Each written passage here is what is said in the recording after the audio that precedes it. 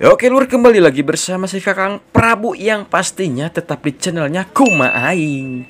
Untuk para sobat gebut, di sini si Kakang Prabu akan ngebahas alur film yang rada garila tentang si tukang daging yang tidak sengaja menjual daging manusia dan membuat dia kaya raya melebihi Sultan Andara, anjing. Ya udah, sebelum kita mulai awal ceritanya, jangan lupa nih kopi, nyunut rokok, langsung nyaran deh. Oke lur.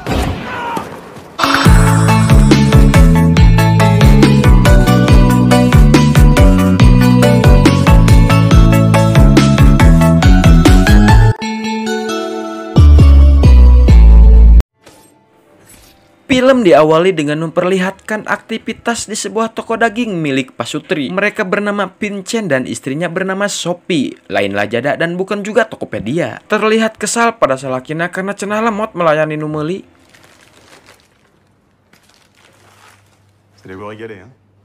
Sophie yang sepertinya bosen dengan kehidupannya yang kieu-kieu wae cenah kemajuan, apalagi tokonya sepi pembeli, ditambah datang segerombolan orang yang memakai kostum hewan menyerang mereka. Di sini Pincen mencoba memberikan perlawanan dan berhasil membuka salah satu topeng mereka. Namun tiba-tiba temannya keburu datang.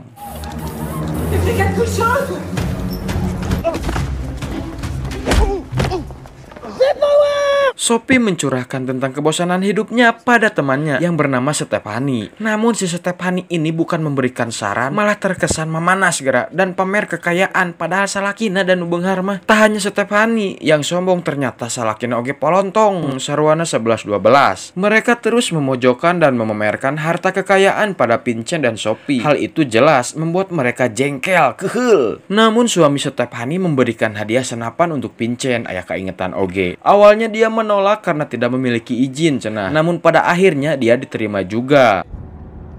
Pada saat perjalanan pulang, Sophie yang merasa capek cenah hirup teh kieu wae eueuh kemajuan pisan, langsung minta pisah dengan Pincen. Dan di sini tiba-tiba saja Pincen melihat salah satu orang yang pernah menyerang tokonya kemarin. Dia pun langsung eureun dan memundurkan mobilnya hingga menabrak orang itu sampai maut.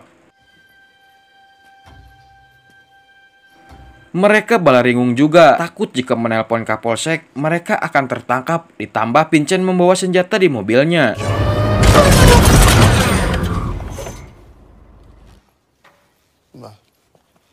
Akhirnya mereka membawa mayatnya pulang ke rumah untuk menghilangkan jejak kriminalnya si Mang Pincen. Memutilasi bagian tubuh mayatnya yang nantinya akan dia buang secara terpisah. Setelah itu, Pincen masuk ke kamar. Di sini Sophie bingung dengan Pincen akan naik ke ranjang karena biasanya mereka tidur terpisah dan Pincen tidak menyentuh atau menggauli cenah lamun bahasa tubuh nama istrinya sama sekali. Padahal ini pasangan salaki pemajikannya. Nah, keesokan paginya si Pincen ini rewas mencari dagingnya yang sudah terjual oleh istrinya. Pincen panik karena yang udah dijual itu cenah adalah daging manusia, bukan babi ataupun sapi. Tak lama pelanggan pun datang kembali ingin membeli daging yang sama lebih banyak dikarenakan dagingnya sangat geunah jeung teu liat cenah. Sophie yang ingin tahu pun ingin mencobanya juga dan ternyata memang benar daging itu sangat geunah. Pembeli pun bertanya daging apakah itu. Dengan jawaban anu aya sakainget dina hulu, Pincen pun menjawab daging babi Iran cenah. Setelah Sophie tahu kalau dia baru saja memakan daging manusia, Pincen berniat akan membuangnya. Namun Sophie melarang Pincen untuk membuangnya karena rasanya sangat empok kriuk, ditambah pembeli malah semakin banyak. Toko Haji Pincen dan Sophie pun seketika rame pembeli hari itu. Bahkan seorang polantas pun datang untuk membeli dagingnya. Singkat cerita, malam pun poe. Diam-diam Pincen mencicipi dagingnya. Ternyata memang benar ngeunah cenah, bahkan dia belum pernah merasakan daging seenak ini. Untuk itu Sophie mengajak suaminya untuk berburu pegan alias si manusia pemakan sayuran yang segerombolan orang-orang ketika waktu itu menyerang tokonya. Keesokan harinya dia kedatangan anaknya yang bernama Coli, bukan Colinya, bersama pacarnya. Pincen membawakan daging panggang untuk makan bersama. Namun pacar Coli ini menolak dan ternyata dia seorang pegan, tukang barang hakan sayuran cenah. Dan Coli juga ikut menjadi pegan, terbawa oleh pacarnya itu. Bahkan kedua anak ini terkesan ngejengkelkeun cenah. Pasalnya di tawaran daging ngeunah dia selalu menolaknya dan menghubungkan semuanya pada kekejaman manusia terhadap hewan. Hal itu membuat Pincen Pincen semakin yakin untuk memburu para pegan. Bonne journée. Cauchemar. À vite. Pasutri ini pun mendatangi restoran pegan. Mereka melihat orang-orang di sana, namun tidak ada yang cocok. Karena mereka mencari seseorang pegan yang memiliki tubuh gemrot dan gemoy. Ameh loba dagingna cenah. Akhirnya mereka lihat sang pemilik restoran itu yang memiliki badan gemoy yang besar sesuai yang mereka cari. Malamnya mereka nuturkan si pemilik restoran. Mereka berbagi tugas. Si Sophie menyiapkan mobil dan suaminya yang akan mengeksekusi. Namun saat akan maehan, si Pincen malah ketakutan sendiri dan malah putar balik, lompatan sabarin nyebut Allahu Akbar, Allahu Akbar. Allahu Akbar! Allahu Akbar! Sophie yang menyalahkan Pincen, yang eueuh ka adu, eueuh ka wani, terus-terusan menyalahkan suaminya tersebut. Ah bah oui, mais si tu veux qu'on sauve la boucherie, va bien falloir en tuer plusieurs.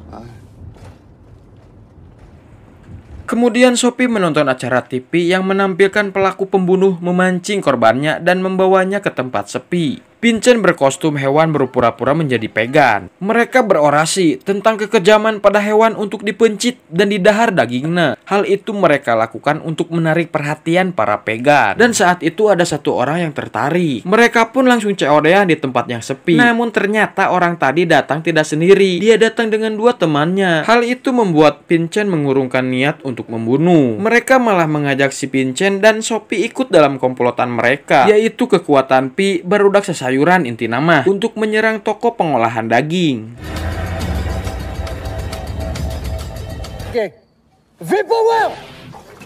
Ternyata toko daging yang dimaksud adalah toko daging milik suaminya Stephanie, dan di sini malah si Pincen yang makin semangat dan paling brutal ngobrak-ngabrik toko dagingnya itu. Bahkan dia juga mengencingi foto suaminya Stephanie.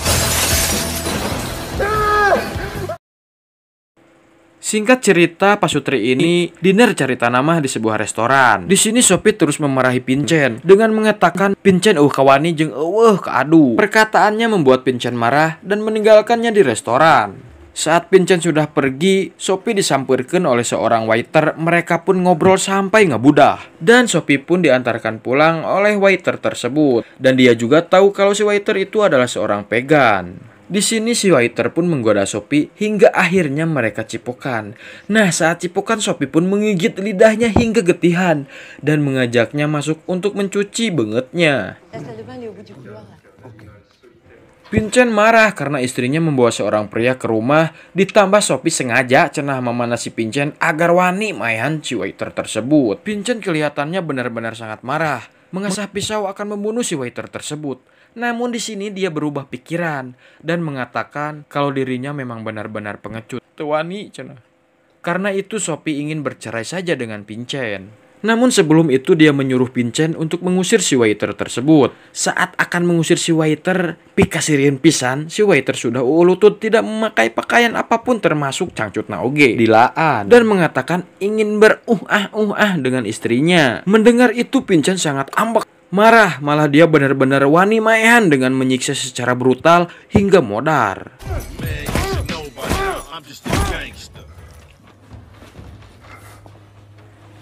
Mereka mulai memotong-motong tubuhnya si waiter dan membuang motornya ke balong. Hubungan mereka juga terlihat lebih dekat dari sebelumnya. Keesokan harinya dia mendapati telepon dari Stephanie dan memberitahu kalau toko dagingnya itu diserang oleh gerombolan pegan. Kemudian polisi meminta Pincen untuk ngobrol 5 mata. Pincen rewas karena dia salah satu orang yang nyerang toko temannya. Namun ternyata polisi hanya menanyakan daging babi Iran aya keneh teu urang dek meuli cenah. Keesokannya toko Pincen pun semakin ramai pembeli, bahkan mereka sampai kehabisan stok dagingnya. Untuk itu mereka mulai melakukan pemburuan para pegan secara brutal.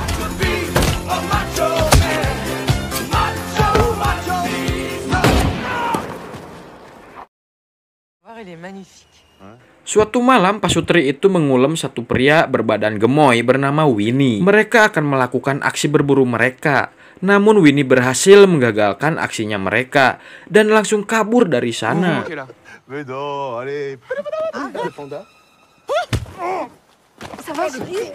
Pasutri itu langsung mengudag ke hutan. Winnie yang berusaha nyumput di tangkal akhirnya ketahuan.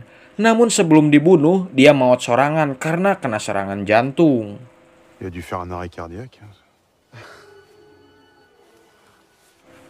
Singkat cerita nih, keluarganya Vincent makan bersama di rumah keluarga Stefani. Kali ini Vincent dan Sophie bisa membalas kesombongan mereka gede hulu karena toko dagingnya kini sangat ramai numeli. Namun saat makan, suaminya Stefani ini menemukan alat pacu jantung pada daging yang dibawa oleh Vincent. Alat itu biasanya digunakan pada orang yang memiliki penyakit jantung. Vincent dan Sophie pun mulai soak, panik, sieun. Tapi dengan hal itu juga, namun mereka berhasil loba alasan dengan mengelak mungkin aja si babinya itu punya penyakit jantung. Dan akhirnya terjadilah adu bacot, adu kesombongan hingga terjadi silih pak puk pak garelut. Dan mungkin udah biasa merenya ngahakan daging jelema, Vincent ngegel celinya suami Stefani tersebut. Bukannya sadar, pasutri ini semakin menjadi-jadi. Dia membantai para pegan seperti hewan buas yang sedang menerkam mangsanya. Bahkan mereka sedang asik berpiknik, kuhayang wae seorang laki-laki yang sedang melakukan yoga pun jadi tumbal. Keesokannya pasutri ini berkunjung ke pasar minggu untuk mencari hakanen. Nyamangsa atuh. Di sana Vincent tergoda dengan seorang anak laki-laki gemoy yang sedang dibully Gir. Kemudian mereka bertemu dengan Koli dan pacarnya. Pacar Koli mengatakan akhir-akhir ini banyak warga pegan yang lalengit entah kemana. Dia berpikir mungkin merenya peternak dan tukang jagal, membuat pergerakan membunuh pegan satu persatu untuk membungkam mereka. Terlihat di sana juga ada salah satu teman pegan yang dulu ikut merusak toko daging miliknya Stefani. Pada suatu malam saat Vincent sedang sibuk motongan daging jelema, seorang polisi langganannya datang dan ingin memastikan keamanan di toko Vincent setelah serangan tempo hari. Ketika mereka sedang ngawangkong, tiba-tiba saja anjing Vincent keluar dan membawa potongan lengan jelema. Vincent pun berpura-pura menderita PTSD, post traumatic stress, atau ngegerebeg tepuguh-puguh, inti nama. Ils n'ont pas l'habitude de la violence. Pardon. Setelah itu Vincent menjadi semakin hariwang kalau perbuatannya selama ini akan terbongkar. Dan dia ingin menghentikan kegiatan gila ini sebelum tertangkap. Saat itu ada juga yang datang pacarnya Koli. Dia ditinggalkan oleh Koli setelah membentak Vincent dan Sophie di depan umum. Dia datang untuk meminta maaf. Namun di sini Sophie, aduh kekeh kene mikiran maehan, malah memberi kode Vincent untuk membunuhnya. Meren sadar, jadi Vincent tidak mau dan menyuruhnya dia pulang. Il va rentrer chez lui. Il va aller prendre soin de notre fille. Keesokan paginya sudah ramai antrian yang ingin beli daging babi Iran. Namun Vincent menjawab dia sudah berhenti menjualnya. Para pembeli pun seketika bubar karena mereka hanya ingin membeli daging itu. Hal itu membuat Sophie kembali seperti dulu, selalu menyalahkan Vincent. Padahal Vincent sudah berbuat gila demi dirinya dan mempertahankan pernikahannya agar tetap utuh. Après tout ce que j'ai fait pour nous. Saat Vincent tidak ada di toko, 3 orang pegan yang pernah ngajak untuk menyerang toko daging milik Stefani pun datang. Dan kini mereka pun sudah tahu kalau si Vincent dan Sophie ini ngewadul. Dan Sophie pun akhirnya menjadi sandraan di toko dagingnya sendiri.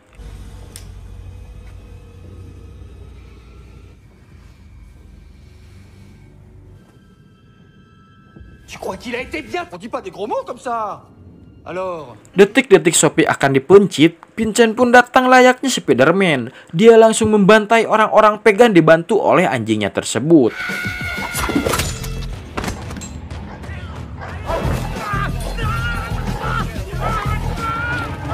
Namun Spiderman ini sempat ditublas dadanya dan tidak berdaya. Dan di sini juga Sophie berhasil melepas ikatannya dan segera membantu membunuh 1 orang pegan yang tersisa. Dan akhirnya mereka pun selamat. Dan teuing endingna entah kumaha ieu teh, tahu-tahu foto Vincent dan Sophie sudah terpangpang di kumpulan para pelaku pembunuh besar. Dan cerita pun selesai. Ya mungkin karena di sini saya terlalu loba ngomong akhir ngabudah, maka dari itu saya dari pusat mengatakan cukup sekian dan terima gaji. Bye bye. Bah déjà tu me la bouffes. Oui.